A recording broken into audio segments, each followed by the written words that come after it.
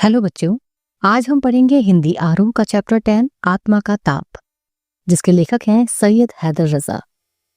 ये पाठ सैयद हैदर रजा की आत्मकथा से लिया गया एक पार्ट है, जिसमें उन्होंने चित्रकला के प्रति अपनी रुचि के बारे में बताया है कि कैसे वह चित्रकला यानी ड्राइंग या पेंटिंग्स की फील्ड में आए और उन्हें कितने संघर्षों यानी प्रॉब्लम्स को फेस करना पड़ा और किस प्रकार उन्होंने इस सफलता को हासिल किया।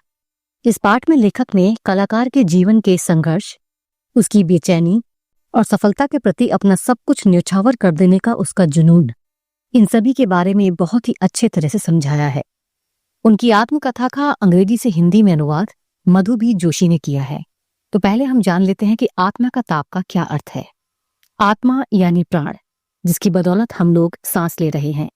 इस आत्मा के इन प्राणों के बिना हमारा ये शरीर मात्र एक ढांचा है। और ताप का अर्थ है गर्मी यानी हीट, और ये गर्मी एक जुनून, एक जिद की होती है। जब एक इंसान अपनी आत्मा से, अपने मन से कुछ करने की ठान लेता है तो उसके अंदर एक जिद, एक एनर्जी पैदा हो जाती है और आत्मा के इसी ताप से वो डेफिनेटली सफलता को हासिल करता है। तो चलिए पढ़ते हैं सफलता की ऐसी ही एक कहानी। सैयद हैदर रजा बचपन से ही बहुत ही इंटेलिजेंट थे। उनके पिता रिटायर हो चुके थे, इसीलिए अब वो खुद के लिए नौकरी ढूंढ रहे थे। वे गोदिया में ड्राइंग के अध्यापक बन गए। गोदिया एक जगह का नाम है। 1 महीने के अंदर ही उन्हें बम्बई, जिसे आज के समय में मुंबई बोला जाता है, उस समय में बम्बई कहते थे, उसके जेजे स्कूल ऑफ आर्ट्स में स्टडी करने के लिए मध्य प्रांत की सरकारी छात्रवृत्ति मिल गई, यानी स्कॉलरशिप मिल गई। लेखक की ड्राइंग के प्रति इतनी रुचि थी कि वो इसी में और भी ज्यादा स्टडी करना चाहते थे, लेकिन उस स्कूल में दाखिले के लिए वो लेट हो चुके थे, इसीलिए उन्हें एडमिशन नहीं मिल पाया और उनसे स्कॉलरशिप वापस ले ली गई। सरकार ने उन्हें ड्राइंग अध्यापक की नौकरी भी ऑफर की, लेकिन हैदर साहब बम्बई में रहकर ही पढ़ाई करना चाहते थे। उन्हें बम्बई शहर, वहां का वातावरण, गैलरियां और शहरों में मिले अपने पहले मित्र यही अच्छे लग रहे थे। अब उन्हें एक्सप्रेस ब्लॉक स्टूडियो में डिजाइनर की नौकरी मिल गई। हैदर रजा ने यहाँ पर बहुत कड़ी मेहनत की और 1 साल के अंदर ही उनके मालिक श्री जलील और उनके मैनेजर हुसैन ने उन्हें मेन डिजाइनर बना दिया। अब यहाँ पर काम का ये हिसाब था कि सुबह 10 बजे से शाम के 6 बजे तक वो काम करने के बाद पढ़ाई के लिए जाया करते थे और रात होते ही अपने भाई के जानने वाले एक टैक्सी ड्राइवर के घर सोने के लिए पहुंच जाते थे। टैक्सी ड्राइवर तो रात को ही टैक्सी चलाने के लिए निकल जाया करता था। एक दिन उस ड्राइवर की टैक्सी में एक मर्डर हो गया था, जिसके बारे में लेखक ने जलील साहब को बताया। जलील साहब ने लेखक को आर्ट डिपार्टमेंट में ही एक कमरा दे दिया। लेखक देर रात तक जागा करते थे और गलियों के स्केच बनाते रहते थे। इस तरह 4 साल में 1948 यानी 1948 में बॉम्बे आर्ट सोसाइटी का उनको स्वर्ण पदक मिला और इस सम्मान को पाने वाले वो सबसे कम उम्र के कलाकार थे। इसके 2 साल बाद उन्हें फ्रांस सरकार की स्कॉलरशिप भी मिल गई।